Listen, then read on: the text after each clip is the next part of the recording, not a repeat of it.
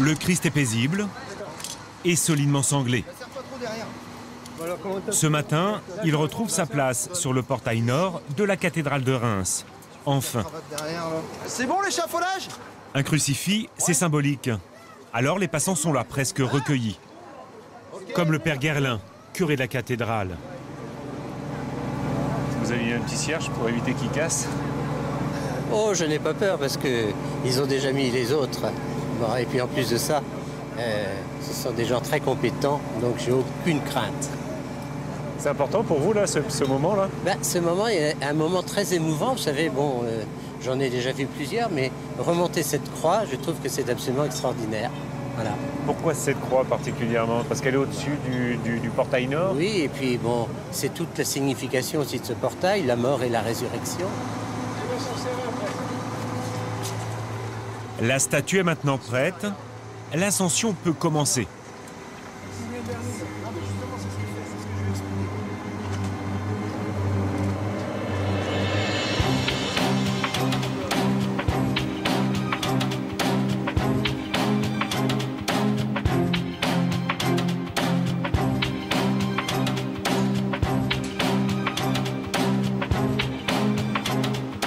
Deux tonnes, hissées à 20 mètres de hauteur. Une opération très délicate. Bon, là, les statues, ça passe? 2 heures d'attention, de stress.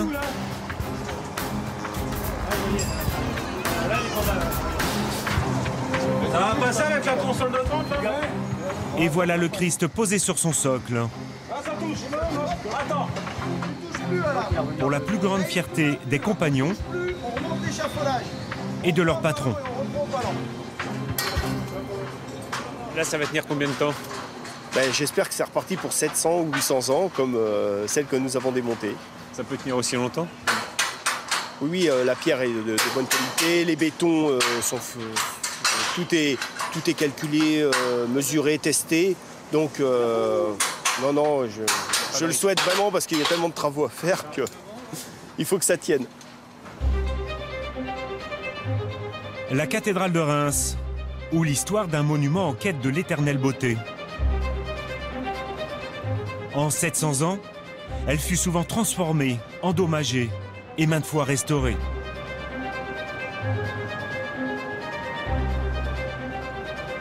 Il y eut les accidents et l'usure du temps. Il y eut les guerres aussi.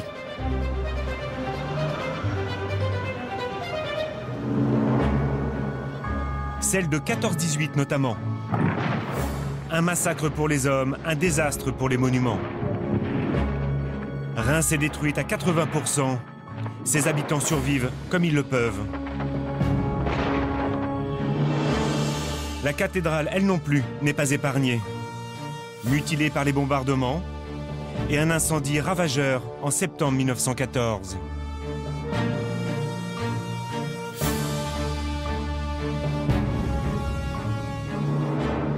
Un feu tel que le plomb des toitures se met à couler par les gargouilles. Comme en témoigne celle-ci, conservée au palais d'Uto.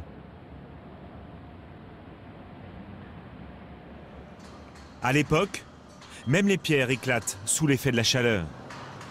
Les seules traces vraiment apparentes de l'incendie de 1914, ce sont celles laissées à l'angle gauche de la grande rose de la façade occidentale, là où vous voyez toutes ces pierres érodées, légèrement rosies, rougies par l'incendie. Donc ça, c'est vraiment les traces de l'incendie de 1914 qui s'est élevé en léchant toutes les maçonneries, d'où cette fragilité de la Grande Rose et de toutes les sculptures et les maçonneries avoisinantes. Un siècle plus tard, Frédéric Murienne, conservateur des monuments historiques, pense encore les plaies de la Grande Guerre. Il faut dire que les Allemands, en bombardant la cathédrale des Sacres, voulaient saper le moral des Français. Un monument symbole donc, qui oblige sans cesse à s'interroger sur sa restauration.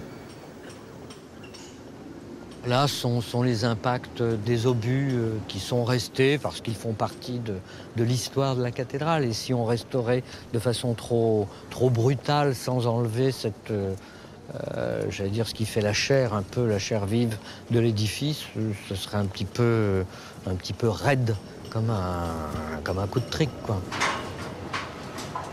Frédéric Muriel nous emmène maintenant derrière les palissades pour nous faire découvrir au plus près l'icône de Reims.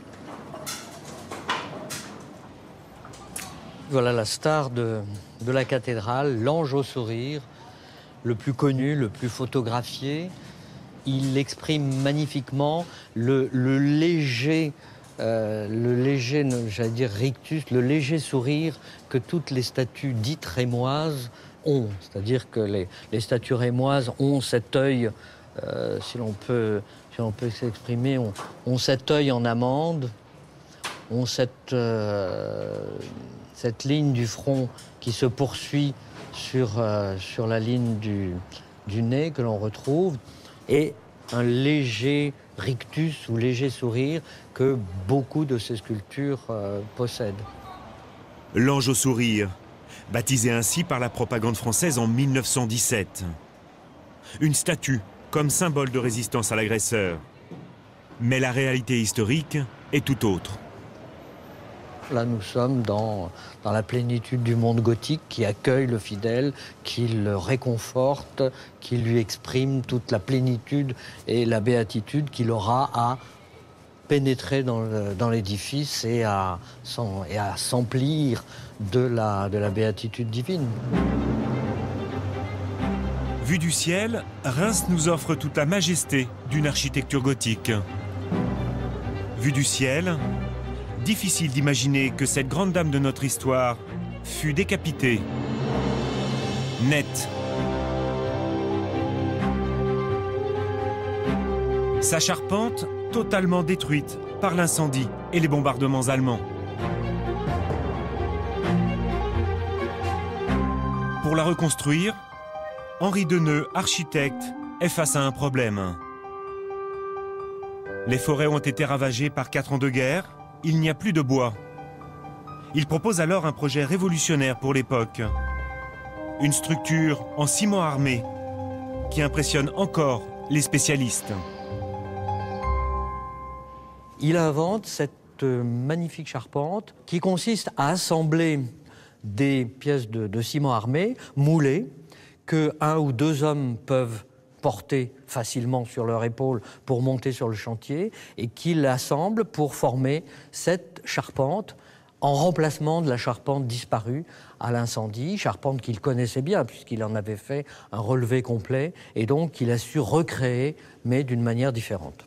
Ici, nous sommes dans un espace complètement dégagé avec cette impression de jamais vu. Une audace qui a sans doute convaincu de riches donateurs de financer en partie la restauration de la cathédrale. Le plus connu d'entre eux est l'américain Rockefeller, choqué du sort réservé à ce patrimoine.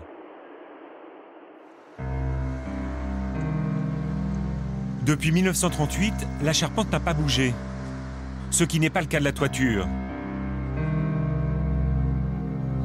Il y a 1 an, 300 mètres carrés de plaques de plomb se sont affaissés d'un coup. Pas de blessés, mais des travaux imprévus qui viennent alourdir la facture et compliquer l'organisation du travail. Le problème, c'est que de l'intérieur, on ne le verra pas non plus. Enfin, non, on voit pas de... Car une dizaine d'entreprises est au chevet de la cathédrale. Là, je vais être obligé de souder parce que c'est trop plat, je perds que l'eau. Coordonnée par un architecte des monuments historiques. Et ça, c'est 13e en bas, effectivement. Ouais. Vous changez ces pierres-là donc du Permant, et lui vient poser en applique son Atlante. Ensemble, ils refont l'édifice tel qu'il était autrefois, ou du moins ce que l'on en connaît. C'est l'endroit des passages.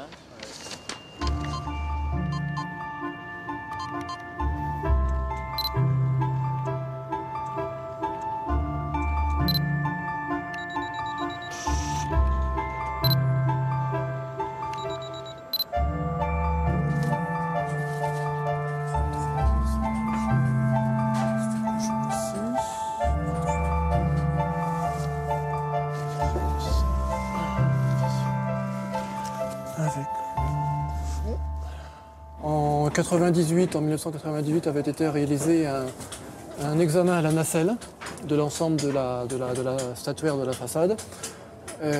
Examen à la nacelle avant nettoyage forcément. Et puis sur une nacelle, c'est un petit peu moins confortable que sur un échafaudage. Donc là, je suis en train de voir si on a vu absolument toutes les altérations de la sculpture pour pouvoir faire un bilan sanitaire juste avant restauration. Bruno De Croc est historien en charge de la documentation du chantier. Il profite des échafaudages pour traquer la fissure qui apparaît, les différences de matière, constater les dégradations survenues depuis les précédents inventaires. Voilà. Sur les 2300 statues que compte la cathédrale, il note tout, répertorie tout. Avant, pendant et après restauration.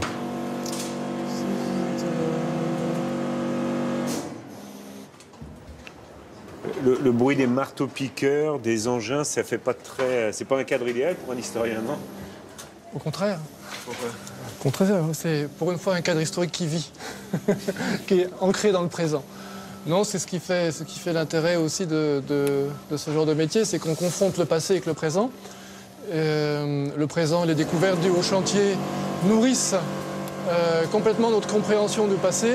Et bien sûr, mon rôle est d'apporter des éléments, des témoins du passé pour alimenter la réflexion des restaurateurs, des gens qui interviennent sur le chantier.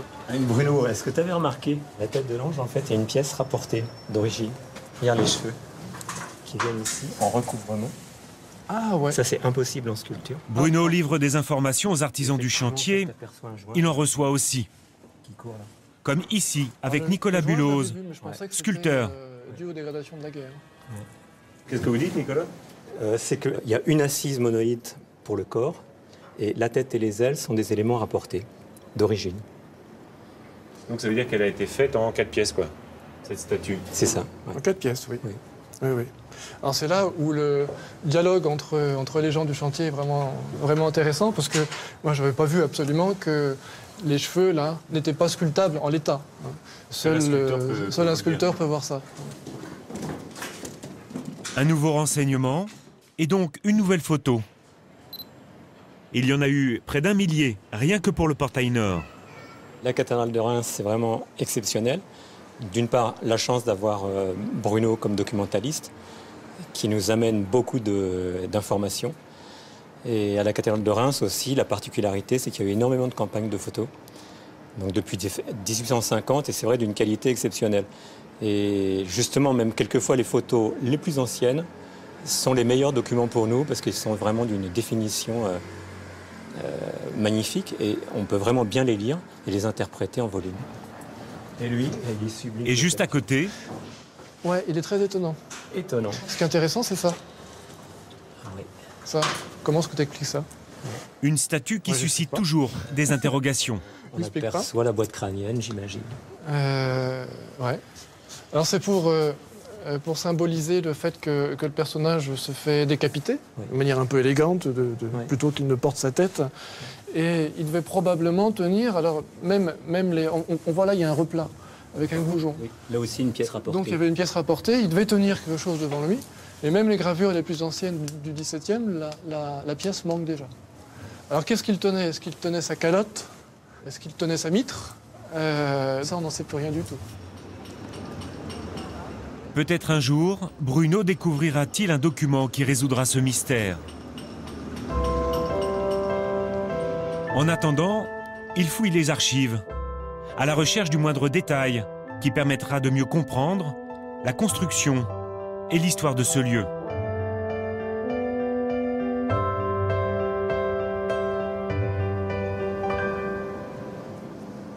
À l'intérieur de la cathédrale, les travaux suivent aussi leur cours. Perché à 35 mètres, un compagnon dépose un ensemble de vitraux du XIIIe siècle. L'endroit est étroit et inconfortable, mais le spectacle est grandiose. Peu de gens ont le privilège de voir d'aussi près les vitraux en place. Et puis toute l'architecture aussi, quand quand on les ouvre et qu'on voit l'architecture extérieure. Vous avez un personnage là-bas qui est très intéressant. Le jaune. Le détail est très intéressant parce que c'est une grande finesse autour des les demi-teintes, les petits traits qui accompagnent les bras, qui accompagnent le creux de la main, les côtes, le thorax. Tout est dessiné avec une grande finesse alors qu'on est à 30-35 mètres de haut. C'est étonnant, quoi. Et ça, il n'y a que d'ici qu'on peut le voir. Ils avaient le souci du détail. Ils avaient le souci du détail, mais c'est un plaisir qui se faisait à eux. En fait, c'est le plaisir de l'artiste qui ne peut s'empêcher de faire quelque chose qui lui plaise, quoi. L'émerveillement passé, retour au travail. Il reste une centaine de panneaux à démonter. Avec toujours beaucoup de délicatesse. Chaque pièce étant descendue à la main dans un carton à dessin.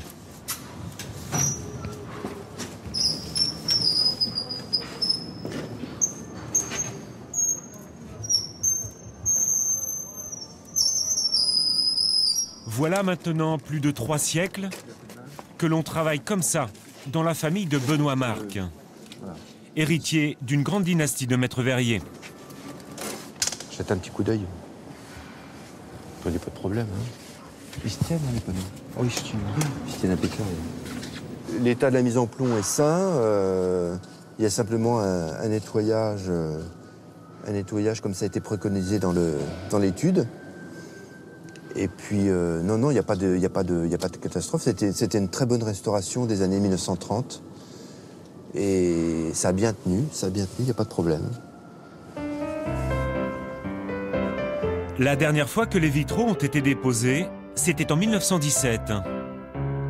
À l'époque, on met à l'abri des obus tout ce qui peut être encore sauvé. Et c'est le grand-père maternel de Benoît Marc qui est chargé de ce sauvetage. Son nom, Jacques Simon. Le même homme qui les réinstallera après restauration en 1930.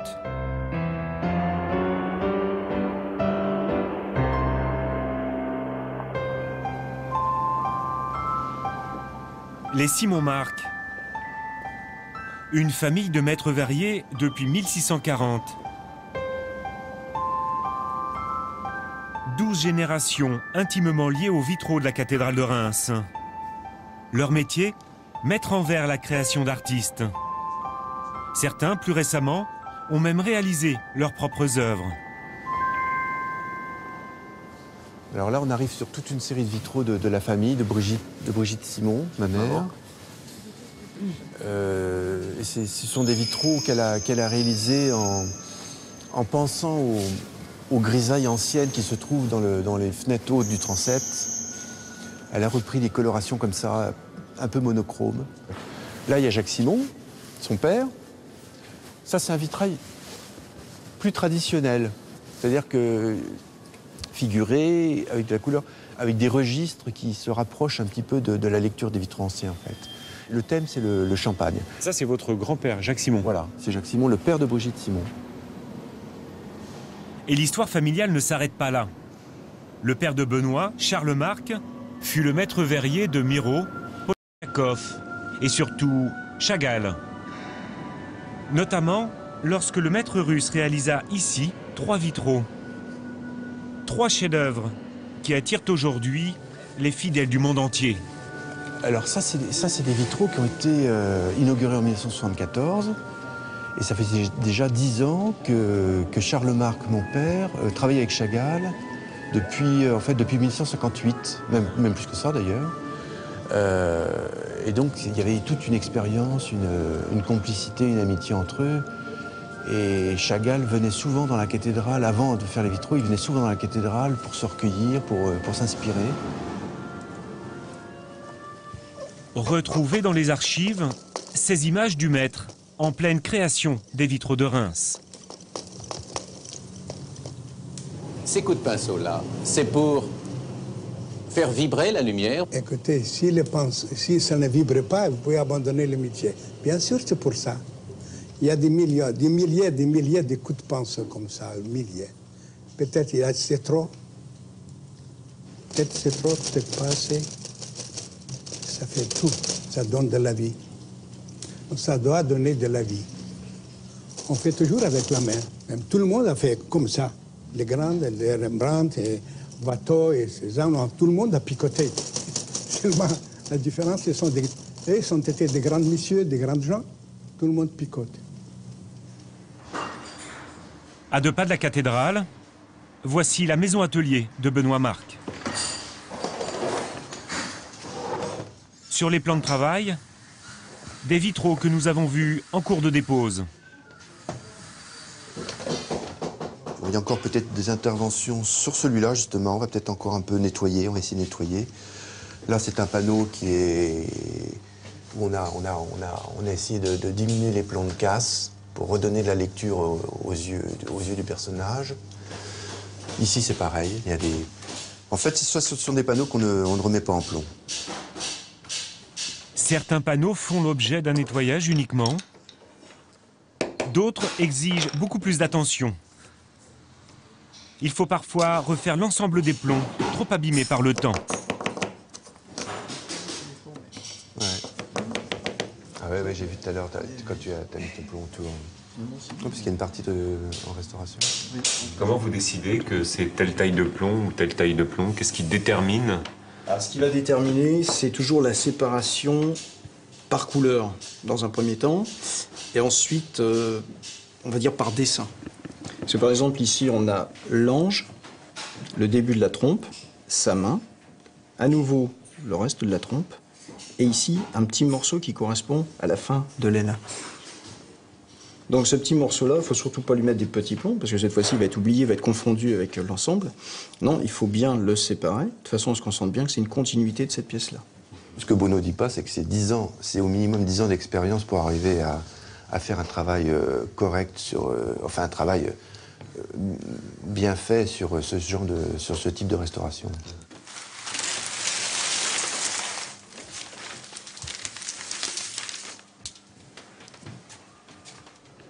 Et le petit œil dont je vous parlais tout à l'heure, le petit morceau, ici, qui est la continuité de l'aile. Donc, ce qui est intéressant, c'est qu'au niveau du visage, il a repris une lecture. Parce que son visage avait des gros plombs, et puis ici, il y avait ce qu'on appelle justement une fameuse aile de plomb, qui cachait et qui obturait complètement son œil. Donc ici, son œil était inexistant, vous voyez plus rien. Et c'est ça l'objectif de la restauration au final. Ouais. Félicitations. Ah bah merci, c'est gentil. La cathédrale de Reims et sa restauration. Un voyage à travers les siècles et les techniques. Des gestes traditionnels jusqu'aux reconstitutions d'aujourd'hui. Le temps des cathédrales en version 3D. Donc voilà une petite vidéo qui permet donc de se rendre compte de ce que ça va donner. L'assemblage aussi, ça donne une idée de l'assemblage. On voit bien la pile arrière qui retient le triangle qui va soutenir les statues qui sont déjà en place. Donc le Christ qui est venu s'accrocher donc sur ce gable. Romain Bouillet est appareilleur. À partir des archives, c'est lui qui redessine et modélise les pierres à réaliser. Il édite ensuite un patron à l'échelle 1 de chacune d'entre elles pour les tailleurs de pierre.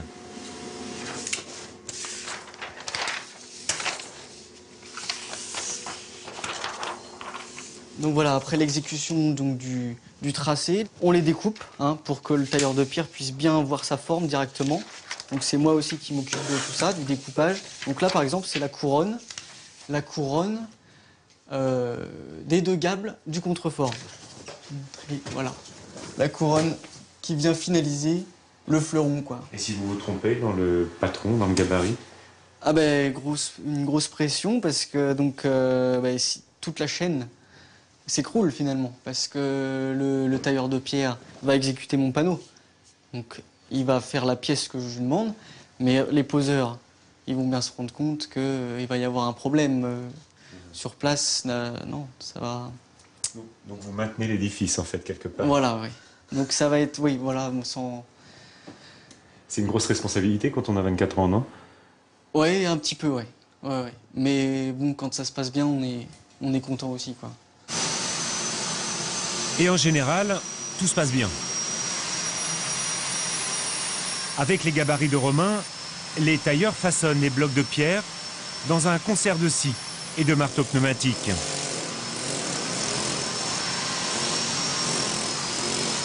Sous la direction de Christian Lécaille. Pour lui et son équipe, la cathédrale de Reims, ce sont des mois de travail assurés et un savoir-faire qui se perpétue. Les blocs bruts sont sortis du fil passe à la débiteuse et ils arrivent ici dans l'atelier de taille. Donc vous avez ces blocs-là, ceux-là, qui sont prêts à être taillés. Donc après on les pose sur le tasseau du tailleur de pierre. Et là vous voyez un morceau quand même pas mal avancé au niveau taille. Donc vous avez ici, voilà, les triangles qu'il est en train de tailler. Ça, c'est actuellement ce qui est derrière l'échafaudage. Tout à fait. Ça, malheureusement, les gens ne pourront voir ces éléments que été 2010.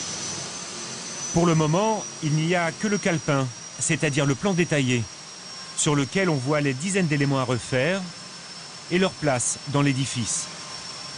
Un vrai puzzle, grandeur nature.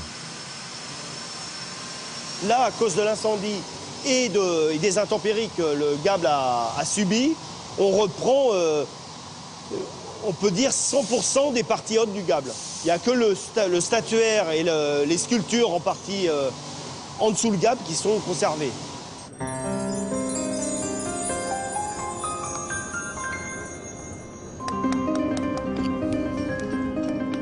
Retour à la cathédrale.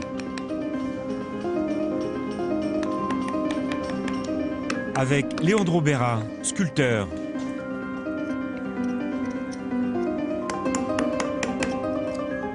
Depuis 20 ans, cet Argentin réalise des copies de statues trop détériorées pour être réinstallées. Un exercice qui exige savoir et modestie. Le défi est très grand parce qu'on doit se faire violence et pas faire ce qu'on sait faire, il doit faire ce que quelqu'un d'autre a fait. Il faut rentrer dans le... voilà, c'est passé, il faut se dépasser. On va avoir une manière, une sensibilité de faire des choses comme ci ou comme ça. Et là, il faut se l'interdire, il faut la désapprendre. Et il faut apprendre à regarder comme l'autre a fait. Et cette émotion qu'on ressent en regardant l'œuvre originale, essayer là qu'elle réapparaisse. Et ils travaillaient bien, les anciens. Ah, extraordinairement bien. De grands artistes, les anciens. Et pour mieux nous convaincre, Leandro nous invite à ouvrir les yeux, tout simplement. Il y a les statues colonnes, hein, et au-dessus des statues colonnes, il y a tout ce bandeau de feuillaché. Il n'est pas prétentieux, c'est du feuillage en toute beauté. Et quand on regarde bien, il y a plein de petits oiseaux qui sont en train de manger des vignes. C'est extraordinaire des vies. Quand on le regarde de près, c'est incroyable. Pourquoi? Parce que c'est d'une finesse. Vraiment, techniquement, c'est un exploit ce qu'ils ont fait là. Et en toute discrétion. On ne voit pas l'exploit technique, on voit la beauté de la chose. Et là, il y a, à mon avis, le sens même d'un chef-d'œuvre, où il n'y a pas une chose ostentatoire de la technique. La technique, elle est extraordinaire, mais elle est juste au service de faire quelque chose de beau.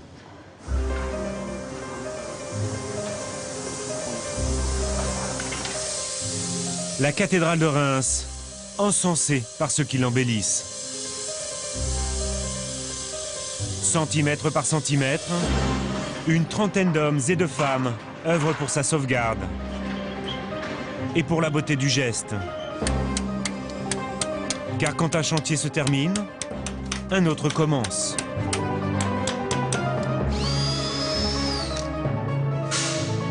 Un travail de perfection pour un monument qui défie le temps.